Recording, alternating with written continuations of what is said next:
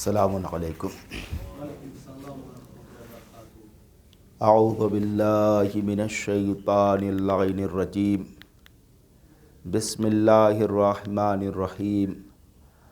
الحمد للہ الذی لا یبلغ مدحتہ القائلون ولا یحصی نعماءہ العادون ولا یؤدی حقہ المجتہدون، الذی لا یدرکہ بعد الہمم ولا ینالہ غوث الفتن، الذی لیس لصفتہ حد محدود ولا نعت موجود ولا اجل ممدود، فطر الخلائق بقدرتہ ونشر الریاح برحمتہ ووطدا بالصخور میدان ارضہ، ثم الصلاة والسلام والتحیۃ والاکرام علی سید الانبیاء والمرسلین وخاتم النبیین وحبیب الہ العالمین مولانا وسیدنا ابی القاسم محمد صلی علی وآلہ الطیبین الطاہرین المعصومین المنتخبین المنتجبین، الذین اذھب اللہ عنہم الرجس وطہرہم تطہیرا، صلی علی محمد سیما علی بقیت اللہ فی العالمین وخاتم ائمۃ المعصومین۔ بسم اللہ الرحمن الرحیم۔ ونفس وما سواها فألهمها فجورها وتقواها، قد افلح من زکاها وقد خاب من دساها۔ بزرگان عزیز، برادران ایمان، قبل اس کے کہ اپنی گفتگو کا آغاز کروں، اپنے نفس کو تقوی الہی کی دعوت دیتا ہوں، اور اپنے نفس کو تقوی الہی کی دعوت دینے کے بعد آپ کے نفوس کو بھی تقوی الہی اور تزکیہ نفس کی دعوت دیتا ہوں۔ قرآن مجید کی ان آیات میں پروردگار عالم نے 11 قسم کھائی، اور 11 قسم کھانے کے بعد کہہ رہا ہے کامیاب ہے وہ انسان جس نے اپنے نفس کا تزکیہ کیا، اور ناکام ہے وہ انسان جس نے اپنے نفس کو گناہوں سے آلودہ اور میلا کر دیا۔ ہر فرد بشر کی ذمہ داری ہے کہ وہ اپنے تہذیب نفس کا خیال رکھے، اپنے نفس کی تطہیر کا خیال رکھے، اور اپنے نفس کے ساتھ ساتھ اپنے بچوں کے نفوس کی تہذیب کا بھی خیال رکھے، اپنے اہل و عیال کے نفس کی تہذیب کا بھی خیال رکھے۔ تنہا اپنے نفوس کی تہذیب کا خیال رکھنا، تنہا اپنے نفس کو پیوریفائی رکھنا کافی نہیں ہے، بلکہ اپنے نفس کا بھی تزکیہ ہو، اپنی اولاد کا بھی تزکیہ ہو، اپنے گھر والوں کا بھی تزکیہ ہو۔ اس لیے کہ قرآن کہہ رہا ہے قوا انفسکم واہلیکم نارا، تمہیں صرف اپنی ذات کو جہنم کی آگ سے نہیں بچانا ہے، بلکہ اپنے بچوں کو بھی جہنم کی آگ سے بچانا ہے، اپنے اہل و عیال کو بھی جہنم کی آگ سے بچانا ہے۔ تو ہماری ذمہ داری ہے کہ ہم اپنے نفس کا بھی تزکیہ کریں، اور اپنے متعلقین کے نفوس کا بھی تزکیہ کریں، اپنے نفس کو تہذیب دیں، اپنے نفس کی تہذیب کا خیال رکھیں، اور اپنے نفس کو اتنا مہذب بنائیں، اپنے بچوں کے نفوس کو اتنا مہذب بنائیں، اور ایسی تربیت کریں دین کی بنیادوں کے اوپر، دین کے اصولوں کے اوپر اپنے بچوں کی بے پناہ مضبوط تربیت کریں۔ جب آپ کے بچوں کی تربیت مضبوط ہوگی اور دین کی بنیادوں کے اوپر ہوگی تو سماج اور معاشرے میں جانے کے بعد اسی معاشرے میں وہ ڈھل نہیں جائے گا، بلکہ وہ اپنے مزاج کے حساب سے، اپنی تربیت کے حساب سے معاشرے کو بدلنے کی کوشش کرے گا۔ وہ بچیاں جو بچپن سے پردے اور حجاب کا لحاظ رکھتی ہیں، جب وہ سماج میں جاتی ہیں اور دیکھتی ہیں کہ دوسری عورتیں بے حجاب نظر آ رہی ہیں، دوسری بچیاں بے حجاب نظر آ رہی ہیں، تو ان کے اندر اپنے اندر ایک تقدس کا احساس ہوتا ہے، ایک حیا کا احساس ہوتا ہے اور ایک بزرگی کا احساس ہوتا ہے۔ لیکن جن بچیوں کی تربیت اچھی طرح سے نہیں ہوتی، جب وہ گھروں میں کبھی حجاب کر لیا، کبھی نہیں حجاب کیا، جب وہ سماج میں جاتی ہیں بچیاں اور وہ دیکھتی ہیں کہ دوسری عورتیں، دوسری بچیاں بغیر حجاب ہیں، تو وہ اپنے اندر ایک احساس کمتری کو محسوس کرتی ہیں۔ تو عزیزو، ہمیں چاہیے کہ اپنے بچوں کی تربیت بہت مضبوط کریں، تاکہ سماج میں جانے کے بعد، سماج کی برائیوں کو دیکھنے کے بعد بچہ سماج کی برائیوں میں گرفتار نہ ہو جائے، بلکہ برائیوں کے خاتمے کا عزم و ارادہ کرے۔ آپ کی خدمت میں عرض کروں، جرمنی کی بات ہے، ایک اسٹوڈنٹ تھا، اس کی تربیت، اس کے نفس کی تہذیب کا خیال رکھا گیا تھا اور بہت ہی نہایت ہی مہذب تھا، نہایت ہی شریف تھا، اس کے دین کی بنیادیں بڑی مضبوط تھیں۔ جب اس نے سماج میں برائیوں کو دیکھا، کرپشن کو دیکھا، غیبت کو دیکھا اور طرح طرح کی برائیوں کو دیکھا، تو اس نے عزم مصمم کر لیا، وہ ڈٹرمنٹ تھا کہ مجھے ان برائیوں کا خاتمہ کرنا ہے، سماج سے ان برائیوں کا خاتمہ کرنا ہے۔ وہ بہت ایمبیشس تھا، اس نے اپنی تعلیم کو مکمل کیا۔ تعلیم مکمل کرنے کے بعد کوئی بڑا سا پلیٹ فارم چاہیے نا اصلاح کرنے کے لیے، تو اس نے پولیٹکس کو اختیار کیا۔ لیکن جب پولیٹکس میں آیا تو اس نے یہ دیکھا کہ ہر طرف کرپشن ہی کرپشن ہے، ہر طرف برائیاں ہی برائیاں ہیں، ہر طرف برائیوں کا ماحول ہے۔ اب وہ برائیوں کے خاتمے کے لیے کوشش کرتا ہے، اس کی کوشش یہ ہے کہ اپنے پورے ملک سے برائیوں کا خاتمہ کر دیا جائے اور اچھائیوں کا نظام نافذ کر دیا جائے۔ بڑی کوششیں کی، بڑی محنتیں کی، مگر اس کی کوششوں کا کوئی نتیجہ برآمد نہ ہوا۔ پھر ایک دن سوچنے لگا، میں نے چند سال اپنے پورے ملک میں اچھائیوں کا نظام نافذ کرنے کی کوشش کی، شاید میرا ٹارگٹ بہت بڑا تھا، مجھے اپنے ٹارگٹ کو تھوڑا کم کرنا چاہیے۔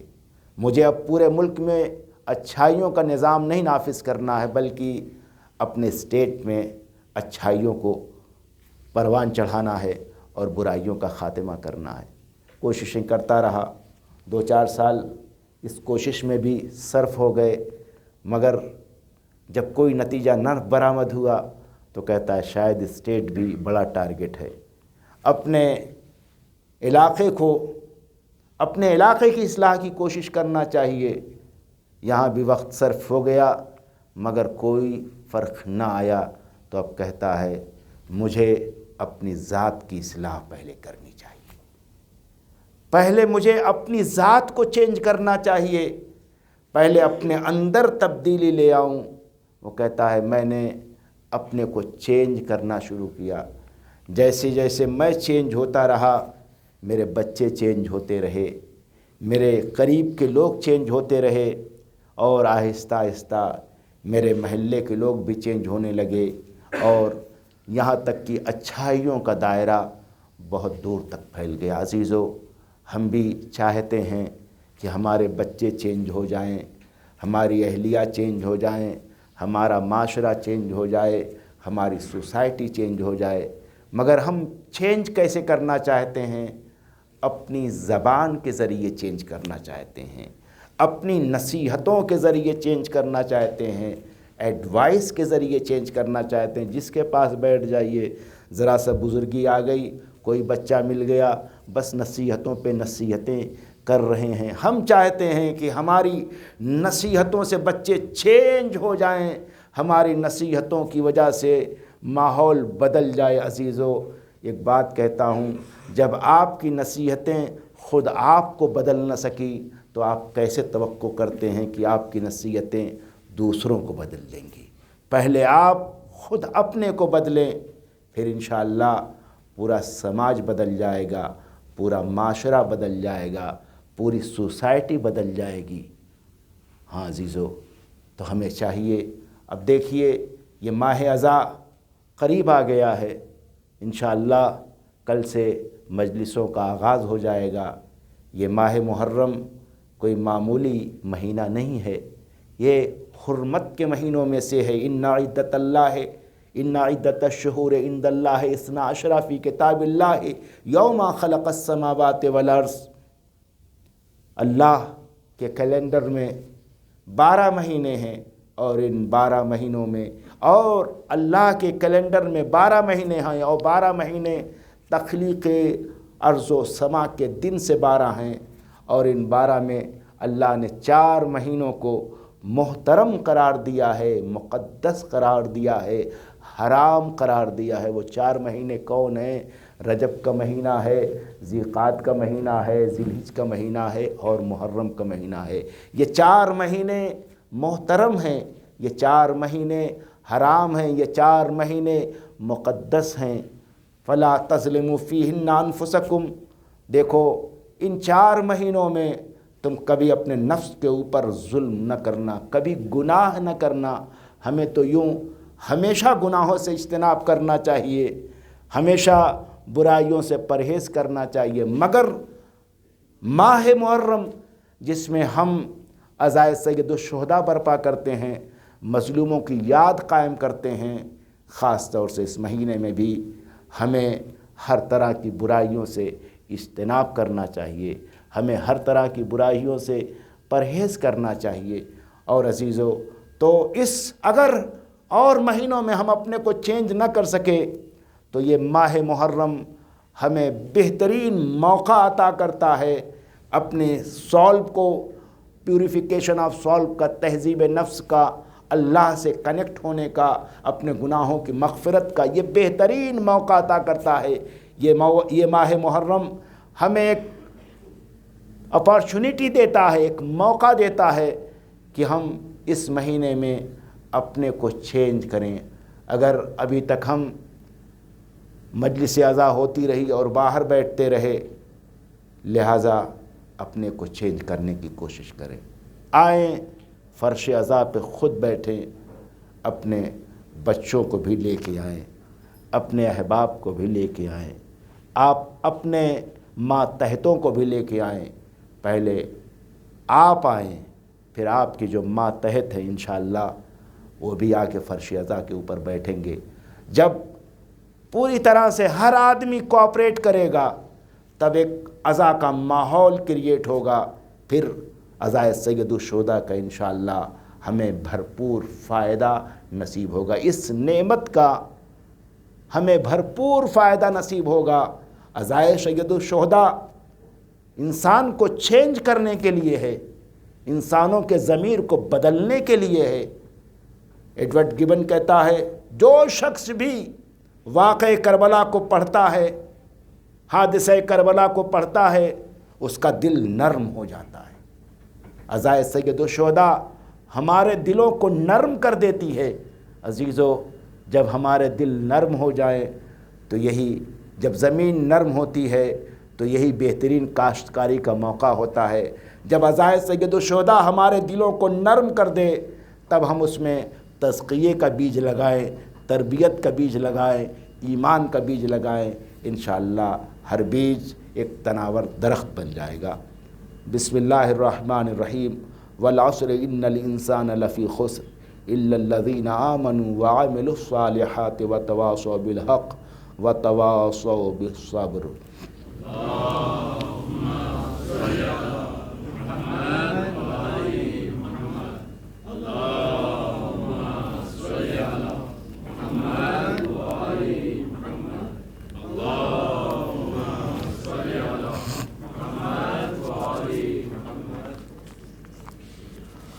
أعوذ بالله من الشيطان اللعين الرجيم.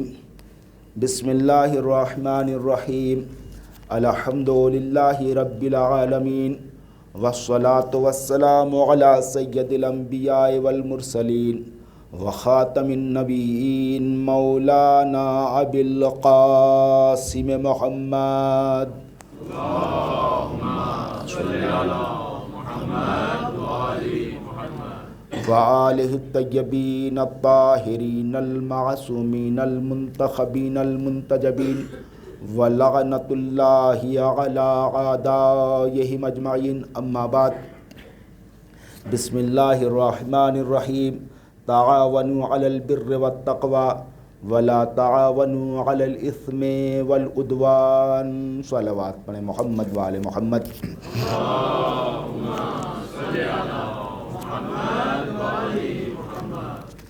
بزرگان عزیز،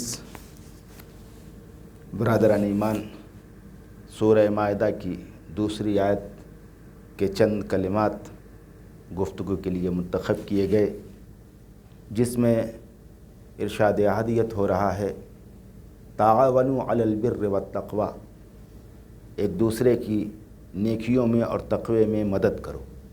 ولا تعاونوا علی الاثم والعدوان، اور دیکھو گناہوں میں، برائیوں میں اور سرکشی میں ایک دوسرے کی مدد نہ کرو. تو قرآن ہمیں تعاون، اچھائیوں اور تقوی میں تعاون اور کوآپریشن کی دعوت دے رہا ہے اور حکم دے رہا ہے. تعاون اور کوآپریشن بہت ہی بنیادی چیز ہے. بڑا سے بڑا کام چھوٹا ہو جاتا ہے جب کوآپریشن ہوتا ہے. مشکل سے مشکل کام آسان ہوتا ہے جب ایک دوسرے کا کوآپریشن ہوتا ہے تو کام آسان ہو جاتا ہے. یہ اتنا بڑا عزا خانہ ظاہر سی بات ہے کوآپریشن اور تعاون کی بنیاد پر ہے.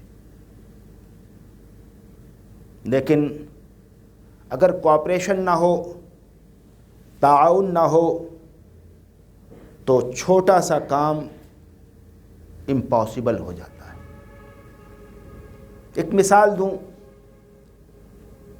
ہمارے گھروں میں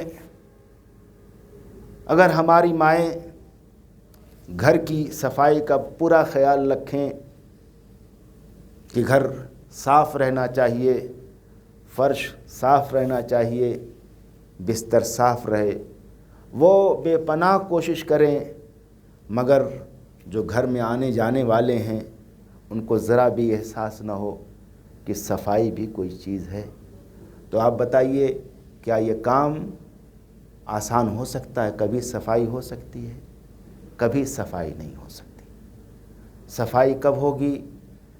کہ جب ایک آدمی صفائی کرنے کی کوشش کرے اور دوسرے لوگ کوشش کریں کہ ہاں فرش گندا نہیں ہونا چاہیے، فرش میلا نہیں ہونا چاہیے، تو صفائی ممکن ہوگی. تو بڑا سے بڑا کام بھی آسان ہو جاتا ہے جب کوآپریشن ہوتا ہے. مشکل سے مشکل کام بھی پاسبل ہو جاتا ہے جب کوآپریشن ہوتا ہے. کوآپریشن بہت ہی بنیادی چیز ہے، اور انبیاء نے بھی، رسولوں نے بھی اپنے مشن، اپنی تحریک کے لیے تعاون چاہا ہے. جب اللہ نے جناب موسیٰ سے کہا اذهب الى فرعون انه طغى، اے موسیٰ فرعون کے پاس جاؤ، فرعون باغی ہو گیا ہے، سرکش ہو گیا ہے، تو جناب موسیٰ غور کرتے ہیں اتنی بڑی تحریک، اتنا بڑا مشن، اتنا بڑا سرکش آدمی، میں اسے کیسے تنہا راہ ہدایت پہ لے کے آؤں گا؟ جناب موسیٰ اپنے بارے میں سوچتے ہیں کہتے ہیں پروردگار میرا سینہ تنگ ہے، میری زبان میں لکنت ہے، میں اپنی بات کو ڈیلیور کیسے کروں گا، میں اپنی بات فرعون تک پہنچاؤں گا کیسے؟ لہٰذا رب اشرح لی صدری ویسر لی امری واحلل عقدۃ من لسانی یفقہوا قولی واجعل لی وزیرا من اہلی ہارون اخی۔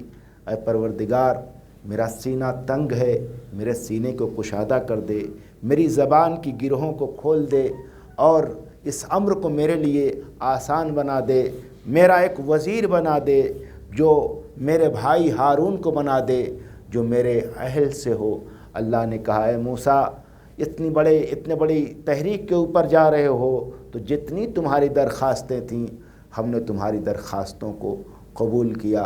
اب جناب موسیٰ کہتے ہیں پروردگار میرا بھائی ہارون مجھ سے زیادہ افصاح ہے، اس کی زبان فصیح ہے، اسے میرے پاس میرے ساتھ بھیج۔ اللہ نے جناب ہارون کو جناب موسیٰ کے ساتھ بھیجا تو حضرت موسیٰ کو بھی کوآپریشن کی ضرورت تھی۔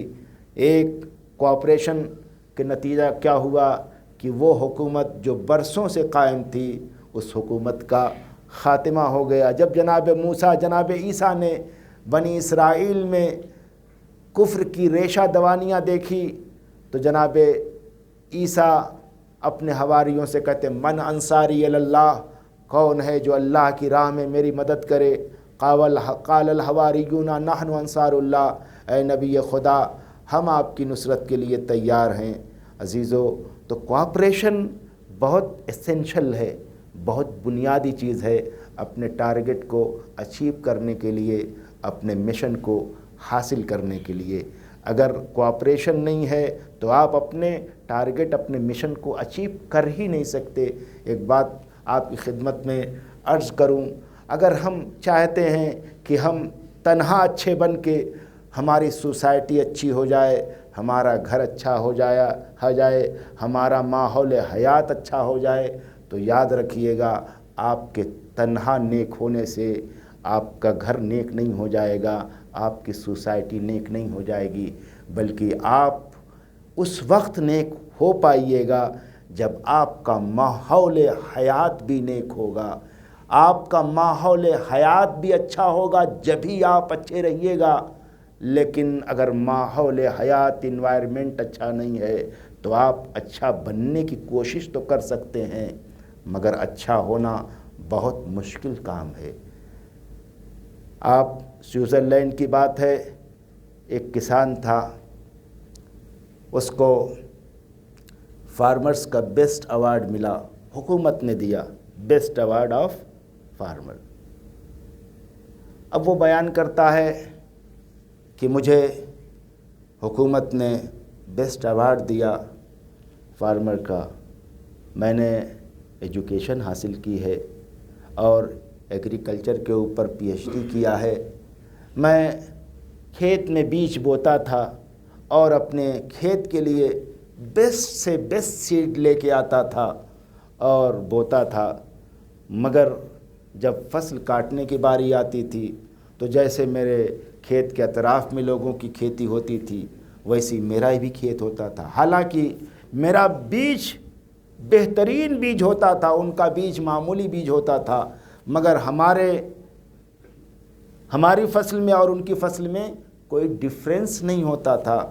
میں نے بہت غور کیا، میں نے بہت سوچا کہ ریزن کیا ہے، تو مجھے یہ محسوس ہوا کہ دیکھو میں تو اچھا بیج یوز کرتا ہوں، لیکن جو میرے اگل بغل میں اطراف میں کھیت ہیں وہاں تو معمولی بیج استعمال کیا جاتا ہے اور کھیتوں میں پولینیشن ہوتا ہے، پودوں سے پودے پیدا ہوتے ہیں، انسیکٹس یہاں سے وہاں چیزوں کو لے کے جاتے ہیں تو پولینیشن ہوتا ہے، جس کے نتیجے میں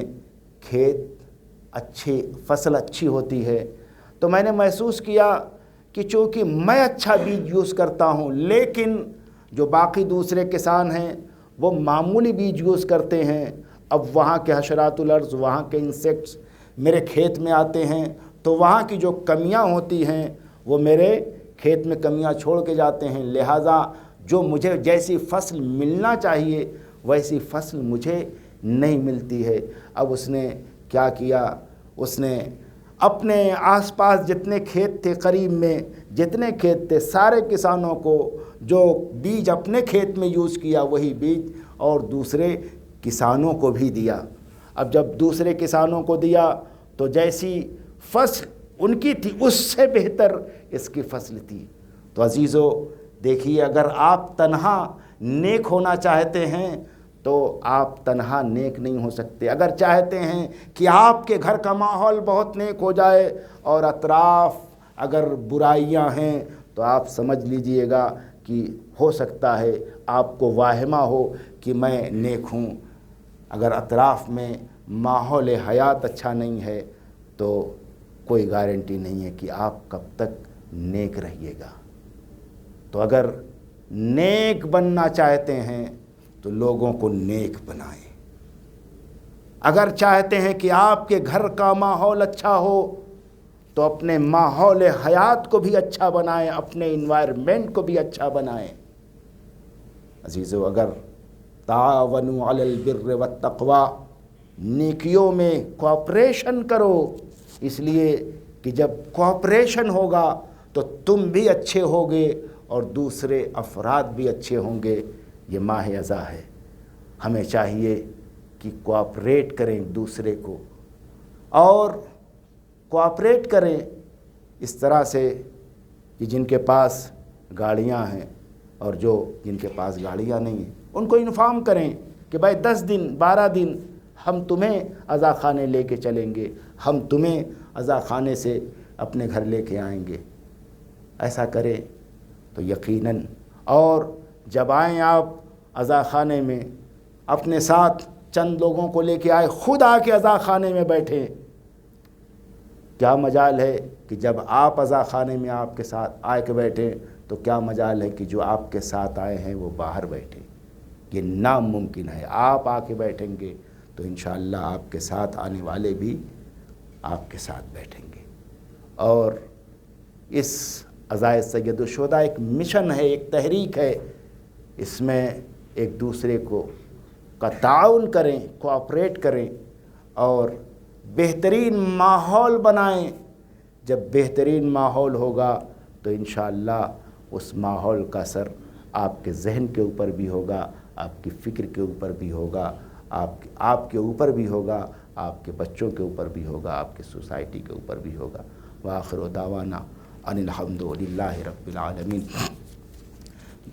بسم اللہ الرحمن الرحیم۔ ان اللہ وملائکتہ یصلون علی النبی یا ایھا الذین آمنوا صلوا علیہ وسلموا تسلیما۔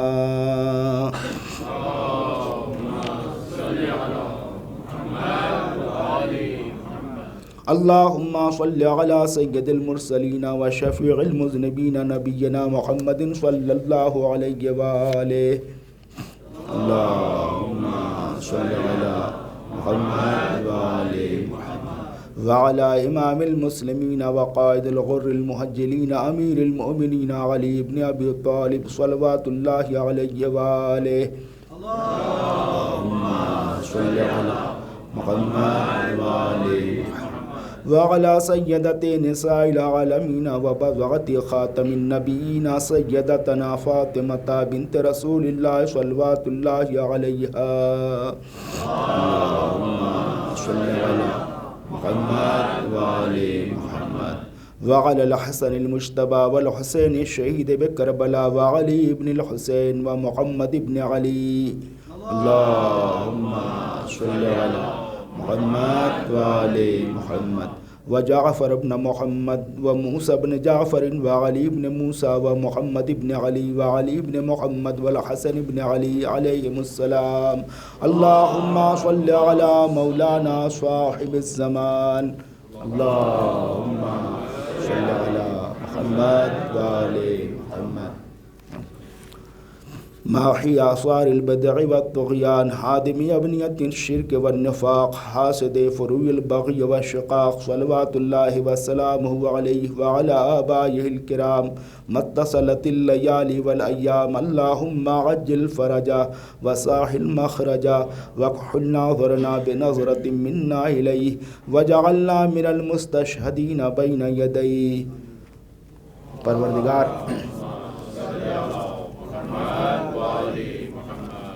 پروردگار ہماری توفیقات میں اضافہ فرما کہ ہم عزائے سید الشہداء میں بڑھ چڑھ کے شریک ہوں، اور پروردگار ہمیں توفیق عطا فرما کہ ہم عزائے سید الشہداء کا بھرپور فائدہ حاصل کر سکیں۔ پروردگار تجھے واسطہ ہے ائمہ ہدیٰ علیہم السلام کا، ہمیں امام حسین علیہ السلام کا حقیقی عزادار قرار دے، اور ہم کو ائمہ معصومین علیہم السلام کے روضوں کی زیارت نصیب فرما۔ اللہم صلی علی محمد و آل محمد۔